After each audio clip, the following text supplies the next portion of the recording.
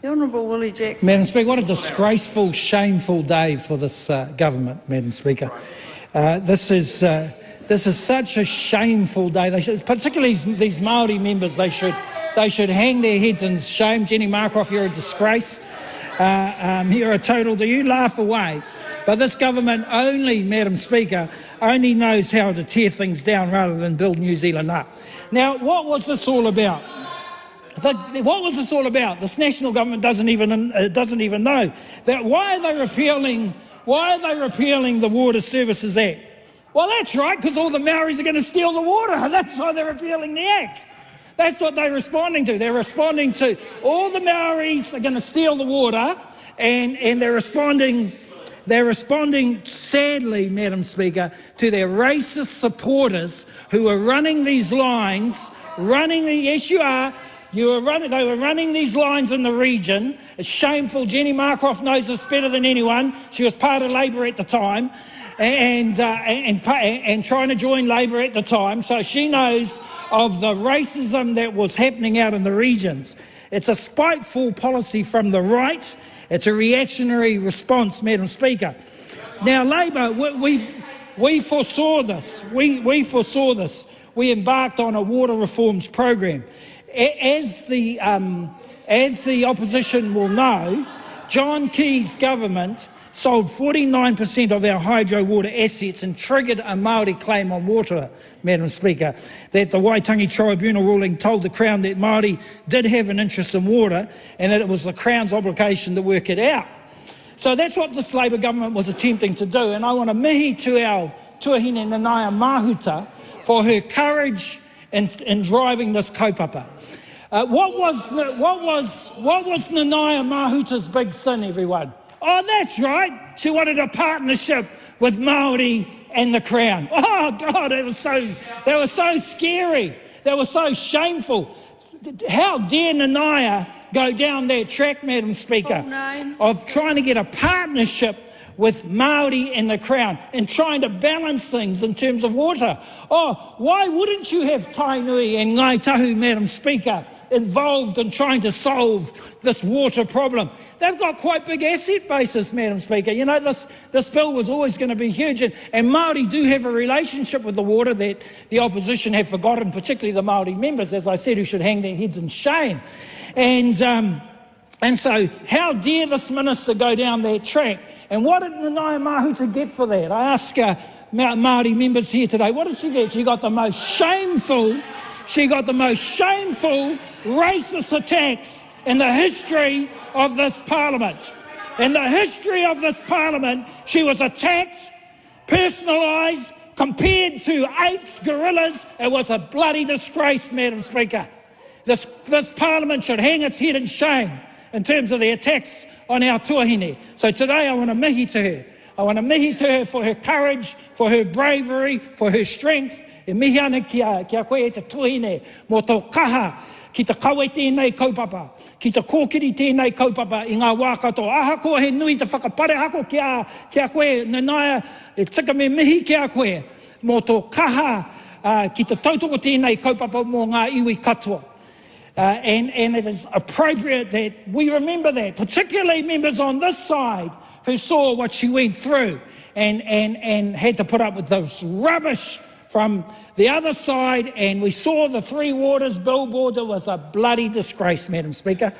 And they can laugh about it or whatever, but I want to mihi to her and mihi to Karen McAnulty, who took up the challenge and tried to explain partnership, tried to explain co-governance, that it wasn't going to bring the nation to its knees like the disgraceful former Mayor of Wellington tried to say earlier today. In terms of national, it's a punch in the face for WhangareiTim and a slap in the face to domestic water users, Madam Speaker. The national government, with support from ACT and New Zealand First, they live in a magical fairy world where a lack of new funding for water infrastructure and no government guarantee on the new entities will all be unbelievably solved by local councils. Mr. Speaker, the Auckland Council has already said it's impossible for water care to be carved off without a government guarantee, which is something the Prime Minister and the wonderful local government minister has ruled out. They want to set up a system, Madam Speaker, but they don't want to pay for it. Instead of protecting domestic water users from enormous jumps on user pays, this right-wing government is promising them. That's where we're going. It's all user pays.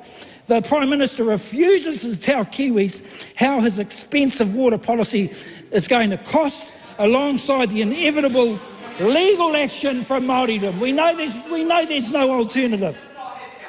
Madam Speaker, Mr. Speaker, where will the Prime Minister and local government minister be when their local elections are on? I think we're all going to get the popcorn there, because we'll know that we'll be debating a water crisis that this government has manufactured. Will the Prime Minister and the local government be explaining to ratepayers? Here's the big question. Will they be explaining to ratepayers how their rates have just exploded? I can bet you right now that the PM and local government minister won't be anywhere near this deeply flawed water policy once ratepayers and renters see the spike in prices. Madam Speaker, how on earth is this government going to convince bond investors and rating agencies to lend to these new water assets without a government guarantee? These are some of the questions that we put through committee. So why are we on the left having to lecture our friends on the right about capitalism, Madam Speaker? I mean, it's amazing, really, how the left have to look after the right. It's incredible, isn't it, Phil Twyford? We already have to lecture them on race relations, Madam Speaker. Now we have to talk to them about the basics of capitalism. But the left, I suppose, will always have to do that, and people on side. There's no new money for investment, and without any government guarantees, you can't get an investment.